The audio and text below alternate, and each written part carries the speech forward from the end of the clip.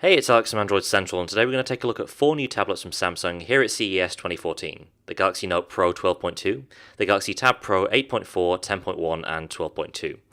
So that's a lot of numbers, and we've got a whole bunch of devices here, but Samsung's new tablets are based around a similar feature set with a familiar design. Externally, the Tab Pro and Note Pro devices look a lot like last year's Note 3 and Note 10.1. They use the same faux leather effects and stitching around the back, with a silver-looking trim and both physical and capacitive buttons around the screen.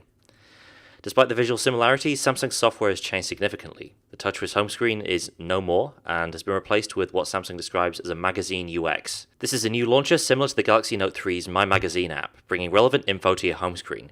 By default, you get 3 pages, one as an overview of all your personal stuff, weather, email, time, news, and favorite apps, another for social media content, another for work and productivity.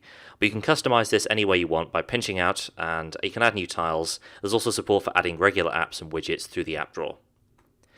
Multitasking has always been a key differentiator for Samsung through its multi-window feature, and that's been enhanced further on the new Note Pro and Tab Pro tablets. You now have up to 4 apps in split screen view, and you can resize these to your liking. There's also a windowed mode, and on these tablets it lets you resize apps without squashing them out of shape. And Samsung has finally done away with the dedicated menu key, replacing it with a task switching key, which brings you to the redesigned multitasking menu. It's also a pretty big deal that the Note Pro and Tab Pro tablets run Android 4.4.2 KitKat out of the box. KitKat allows the new Samsung launcher to use immersive mode, so the magazine UX fills your screen, and you only get the status bar by swiping down from the top of the screen. And when you do see the status bar, it's sporting white colors and text like stock KitKat. Many of the Samsung apps too use a transparent notification bar on the new tablets. On the inside, all 4 tablets feature some pretty beastly hardware. The entire Pro range comes with fantastic looking 2560 by 1600 resolution LCD display, along with Exynos or Snapdragon CPUs, depending on whether you pick up the Wi-Fi only or LTE models. RAM and internal storage varies too. You get 16 or 32 gigs on the Tab Pro 10.1 and 8.4, and 32 or 64 on the Note Pro 12.2 and Tab Pro 12.2, all expandable of course by microSD. And the 12 inches get 3GB of RAM, while the others get 2GB.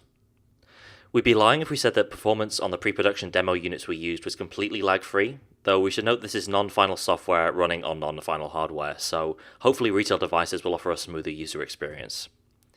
Just about all the preloaded TouchWiz apps from earlier Samsung phones and tablets have made the transition across to the Pro tablets, including S-Note, S-Voice, S-Finder, and many others. Samsung has also loaded some new productivity stuff onto these devices, including dedicated Office apps and a remote desktop style client for remote controlling your PC or Mac, and transferring files between the two. There's also a new keyboard app which looks like a traditional hardware keyboard, and when you type it makes similar kinds of noises. The new layout brings in keys like Control and System, which lets you use combinations like Control-C, Control-V to copy and paste.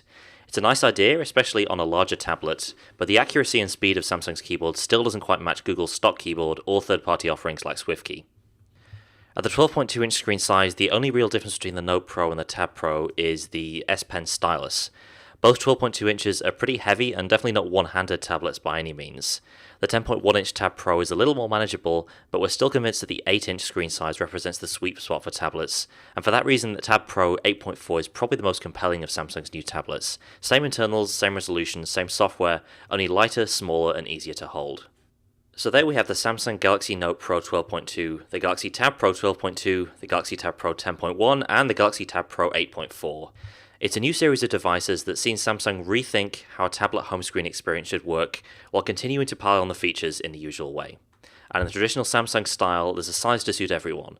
All 4 are due to launch in Q1, alongside a range of accessories including stands, cases, a Bluetooth mouse and keyboard, and an Ethernet attachment. Keep it locked to Android Central for more CES 2014 coverage this week, including our CES live show, and check out our write-up of Samsung's new tablets for more on the Galaxy Tab Pro and Galaxy Note Pro series.